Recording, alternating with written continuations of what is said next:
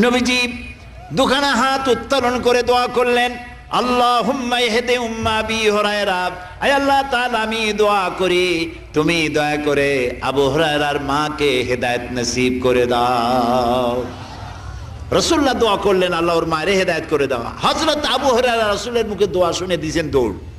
পিছন থেকে সাহাবীরা মনে করলেন আবু হুরায়রা দৌড়ায় কেন, জামা টেনে ধরছে পিছন থেকে। জিজ্ঞেস করলে আবু হুরায়রা দৌড়চ্ছ কেন, কোনো বিপদ হয়েছে নাকি? কয় না, কোনো বিপদ হয় নাই, আমাকে ছেড়ে দাও। কেন, কি হয়েছে?